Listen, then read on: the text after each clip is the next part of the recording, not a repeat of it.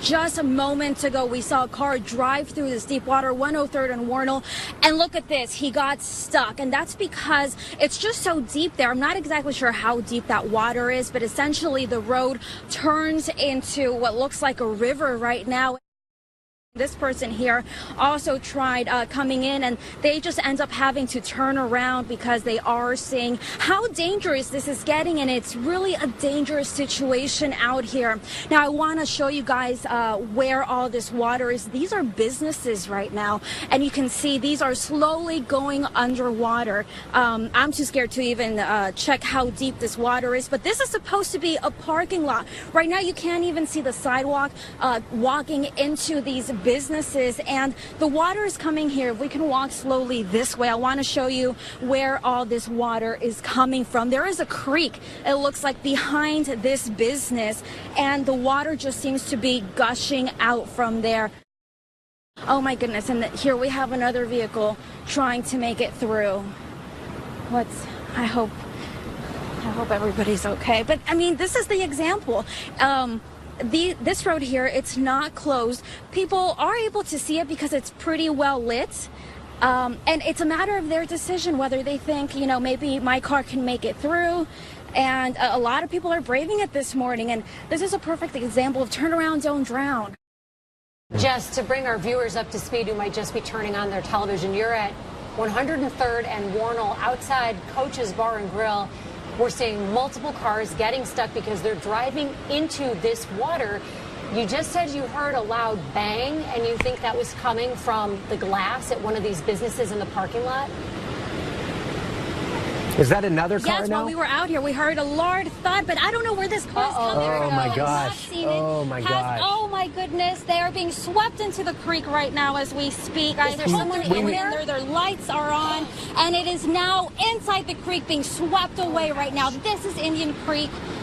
We have no idea if there was anyone in there. We haven't seen this car at all. I'm wondering if maybe it was parked behind the business. Well, the lights were on. The brake light was turned on.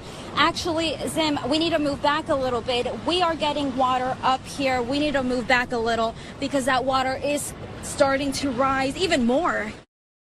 Yes, well, the rain has picked up again. In fact, the fire department just got on scene. We are seeing now finally some cones here on this road. We're hearing more sirens. I'm not entirely sure where they're coming from. This road is now closed. We have crews. That is what we're hearing, that those sirens. We have more fire crews getting to the scene right now. We see a firefighter on the side of the road. On the elevator part, it looks like they're going to try to make contact if there's a person inside. To be honest, I'm not even sure if there's somebody still in there. We had to move back and lost track of that, and they do still have their brakes on, so perhaps somebody is still in there. You know, we just got to pray that this the people... is the first... And ever since what we just... We have called 911. Jessica Reyes is there. We have seen fire crews show up to the scene. Emergency rescue crews will now perform a water rescue. We will keep you updated on all things flooding throughout the metro throughout the rest of the morning. Yes, well, we let the crews out here, the emergency crews, know about this car that we saw go into Indian Creek, so it looks like they are looking for it. Right now, though, look at this. This is 103rd and Warnell. This is now impassable. Indian Creek just so high. The creek is now on this bridge. This road is now shut down. This is live video of the rescue right now. They are making their way inside the car. We see two firefighters right now in this rushing water. It looks like they are trying to open the door, trying to get to the driver in the car. They are holding on to that rope because, again, this water is just, the strength is so powerful, and it is creating quite a dangerous situation out here. About how long has this driver here that's being rescued right now, how long has he been in the water? They got in the water probably, I want to say 20 minutes ago or so. No, okay. Not much longer than that. And this is how quickly the water has come up. Which is exactly what I wanted to point out. At first, you know, he was able to drive right through that, and all of a sudden, you know, now it's covering the hood of his car. Here we go. Wow. Okay. The car is floating away. The car is floating away. The driver is out. They are now getting the driver to a safer area, but that car we saw for just a few moments, it was floating away. Oh my gosh, thank goodness. Thank goodness that we just saw fire rescue crews get that man or woman to safety. Right now, I can't tell exactly who was driving the car, but the important thing is that they are out. Oh my gosh. They are okay. They're walking. Wow. The work these men are doing this morning is just incredible. Thankfully, they showed up to that scene quickly. Lots of people wanting to know about all the other people in other cars that we are seeing here at 103rd and Warnell. We can tell you that those emergency rescue crews have been made aware of the car that we saw get swept away. So I am certainly positive that there is many other crews working to get the other person out of the car as well. Jess, is that the woman we just saw pulled out? Yeah, she got pulled out just a few minutes ago, and I want to introduce you to Ruby Aiken. Ruby, you were inside that car. We are so glad that you were okay. So what all happened? Tell us. Well, I was on one day, I was getting ready to turn on 17. When I saw the water, I was trying to go back, but my car wouldn't let me. So I just float with the water. I couldn't do anything else but pray and ask God to save me. When you're in there, you were in there for at least 15, 20 minutes. Right. Was the water coming into your car? Yes, it's full up. It's coming up to my waist. So that really frightened me. Then I didn't think I was going to get out of there. So I just thank God that he was with me and got me. And thank God for the firemen, please. And so many of us watched this unfold, and it was a sigh of relief when they got you out. Did you try getting out yourself before crews got there? No, I didn't try. Because I know that if I got out, I probably would have drowned. Because I can't swim. But I do want to point something else out that we have been hearing. Here inside Coach's Tavern, there are two people that are inside. That's what they're telling us. They are inside this restaurant at this point. They can't get to them, so their only strategy is to wait it out. They can't get to them, and those people are trapped inside their business this morning.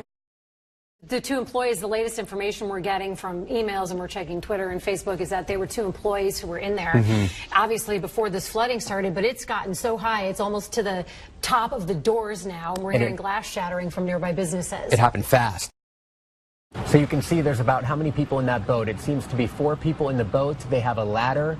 They are making their way near the Coach's restaurant. As Jessica has been reporting all morning long, we know that 2 people are inside that restaurant. They have been there overnight as these waters quickly rose to the level of really a raging river. Jessica has mentioned that from what she can tell from her vantage point there, it does appear that some sort of window has broken out of Coach's Bar and Grill, which means water could very well be inside the restaurant.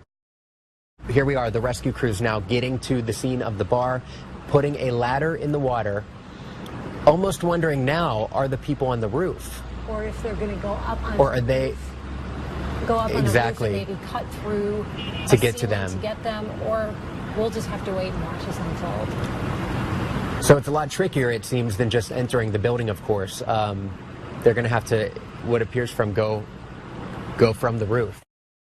So we have one rescuer making its way onto the roof to try and get the 2 employees trapped inside Coach's Bar and Grill. So what we think is happening is they're going to get up there and then find a way to go down through the roof of Coach's inside the business, pull those people up, then have them go back down the ladder and safely into the boat to bring them to safety across the parking lot. They're out. They are out, I believe. Okay. Jessica, is that correct? Is that yes. They're pulling the people out right now. This is who, and this is the cheers we're getting. 2 people that they've pulled out of this business that were trapped in Coach's hours overnight during these rushing waters in the Indian Creek. Everybody here cheering. Those 2 people are now rescued. They were in the business for several hours. Fire crews, rescue crews are with them right now. Looks like they're going to make their way to the boat here shortly. Big sigh of relief for everybody here. Everyone was holding their breath. We didn't know the situation inside, but they were able to saw their way in. Those 2 people are now on top of their business, just standing there, making sure that they are okay. But, I mean, this has been going on for hours now, and it's just such a sigh of relief to know that they are okay this morning. And Jessica, it really is incredible. This is incredible to watch. Of course, great news. They put their hands up when they exited the building. I can tell you on our end, we are in contact with the man that just ended up being rescued from there. He texted our news desk saying that they were cutting through the roof. He couldn't use the phone at that moment, obviously, but he did send a picture that we're looking at back here. This is actually the owner of Coaches. Oh, wow. So it is the owner. He sent us a picture of him in the roof, in the beams of the roof of that building, and then obviously climbed up there for the rescue workers to get to him. And that was just moments before what we saw play out on air here.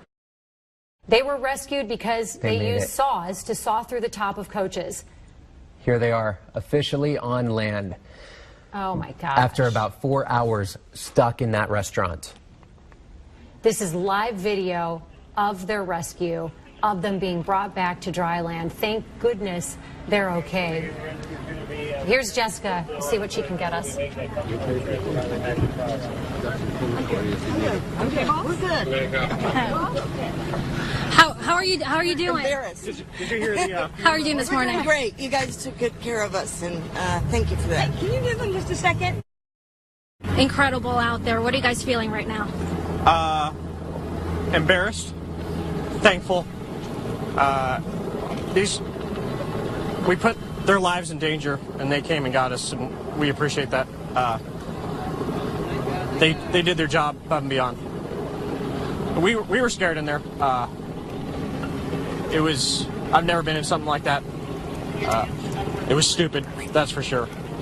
Trying to save property, but no, I'm sorry I put my friends and my family through that. It's been a rough morning. Are you guys typically there overnight? No, we closed at 3, and we started getting calls and texts and that the rain was coming up, and so we got there about 3:30, 4 o'clock. And then walk us through that. I mean, how quickly those floodwaters came up. It was about a foot tall. Going up to my boots, so I couldn't walk around there anymore. And then we heard the wall break, and the water came in. And we hopped on the bar, and we realized that wasn't going to cut it. The bar was shaking. So we hopped on a piece of a tall cooler, a beer cooler. We realized that wasn't going to do it. So we got the ceiling tiles out of the way, and we're in the ceiling, hold on the ceiling. What was it like in there? You were in there, what, 2.5 hours? Hot and dark. But the fire department kept in constant contact. They earned their money today, and we thank everybody for their help. So that's all I have, guys. Thank you very much. Thank you, Brian, for your time. Appreciate it. There you go, guys. So we just heard from the restaurant owner.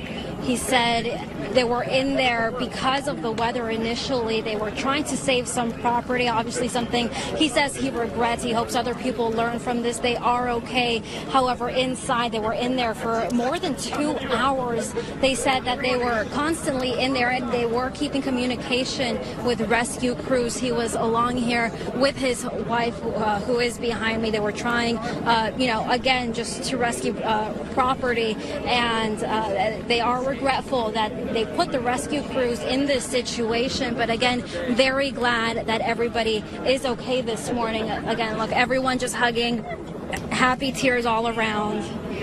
Just a sigh of relief for everybody out here, because we honestly didn't know how this was going to end. And this is the best case scenario out here.